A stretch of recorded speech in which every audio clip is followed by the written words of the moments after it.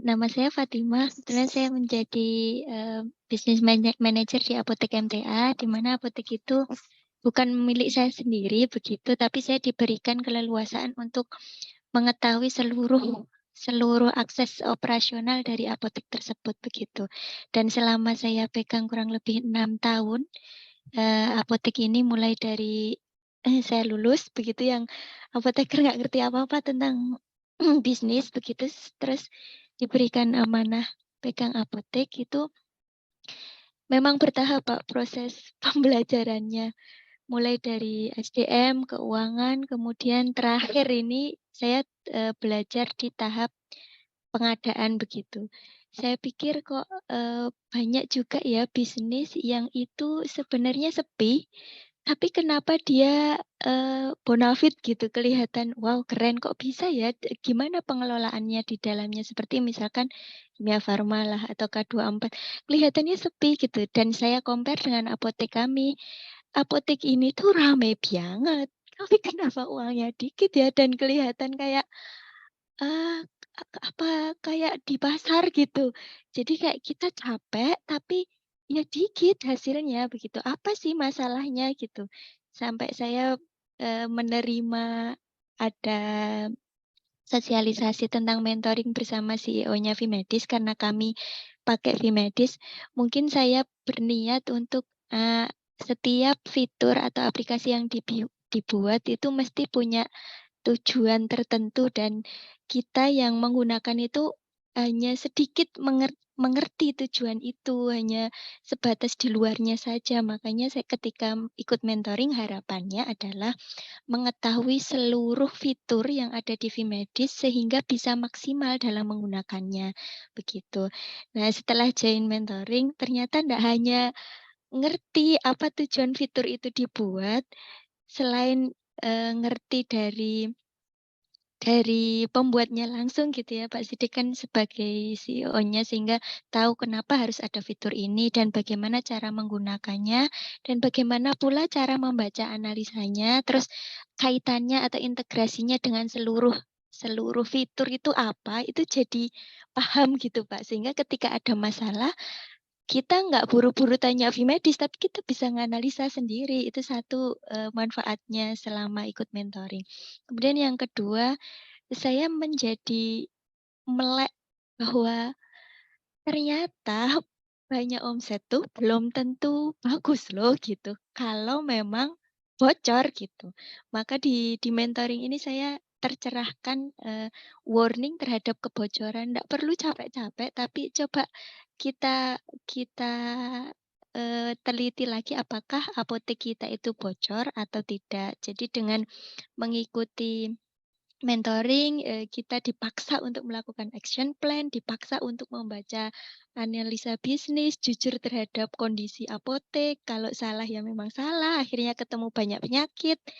Dan karena dipaksa harus melakukan action plan sebelum melakukan mentoring lagi, sehingga terus terang saya dan tim benar-benar, eee, stresornya besar gitu, Mbak, sehingga ya tanpa mengerti tiba-tiba ada perubahan aja di kondisi keuangan. Cuman kita memang fokus ngerjain apa yang diarahkan dari Pak Sidik terkait kebocoran itu terutama pengadaan ya. Bagaimana cara membaca smart forecasting itu lama-lama kita menjadi terbiasa untuk melihat pengadaan itu dari kacamata data begitu. Selain juga penjualan dari kacamata data, promo juga dari kacamata data. Jadi semua jadi, based on data begitu, bukan perasaan lagi gitu sih, Pak. Jadi, eee, senangnya adalah ketika kita sudah mulai masuk ke materi keuangan yang ternyata begitu dibacakan keuangan, wah ternyata begini ya rasanya sepi tapi profit naik gitu. Walaupun nggak keinginannya sepi sih, cuman ternyata bisa loh kita nggak capek tapi profitnya naik, cuman dengan lebih teliti aja, tidak buru-buru, tapi lebih terencana, seperti itu. Mungkin itu sih Pak testimoni dari saya dan alhamdulillah saya bersyukur bisa diizinkan ikut ini oleh pimpinan karena memang effort-nya besar gitu. Dari awal begitu ada biaya yang besar itu saya tahu bahwa komitmen yang harus saya tuangkan di sini harus besar. Karena yang dijanjikan pun juga wow gitu. Kenaikan profit 40% itu yang saya pikir, nggak mungkin ini karena setiap tahunnya aja udah kita dituntut naik 10% aja udah megap-megap kita. Ini fee medis menjanjikan 6 bulan mentoring bisa naik 40% profit gitu. Saya pertamanya awalnya, nggak mungkin gitu. Tapi ketika kita jalani terus mulai melihat, wah bisa ya ternyata gitu. Berarti bocornya banyak selama ini. Jadi kita kayak kerja rodi sia-sia, peras keringat tanpa hasil gitu. Setelah ikut mentoring kita lebih kerja cerdas mungkin ya Pak ya, lebih efektif, efisien, semua based data gitu. Terima kasih, itu mungkin testimoni dari saya Pak Sidik.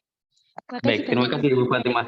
Ya, saya izin nanti dikutip nggak apa-apa ya nanti untuk Siap. Monggo. iya.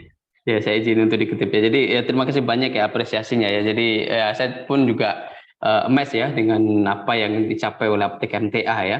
Jadi ya semua juga berkat kerja keras dari tim semua di sana, Bu Yuni, Bu Hamida dan tim di lapangan ya. Saya hanya guidance saja. Ya semoga perbaikan ini terus berlanjut ya dan nanti sampai kita terakhir mentoring di sisi marketing ya nanti semoga omset tadi sepi tapi profit naik ya nanti omset naik profit tambah naik ya harusnya begitu ya nanti ya. Iya. Ya. Iya Pak. Oke, baik ada lagi yang mau ditanyakan atau disampaikan? Sementara cukup Pak, ini enggak ada action plan Pak. Ya, sementara untuk action plan nanti mungkin gini ya, PR-nya adalah action plan-nya, saya tulis ya, action plan. Oke, saya taruh di bulan ketiga, jadi belum buat bulan yang keempat. Ya, di sini action plan-nya mungkin gini ya, baca laporan neraca dan laba rugi, ya, lalu rancang action plan dari data tersebut. Nah, saya kasih clue yang perlu dilihat ya, data yang perlu dilihat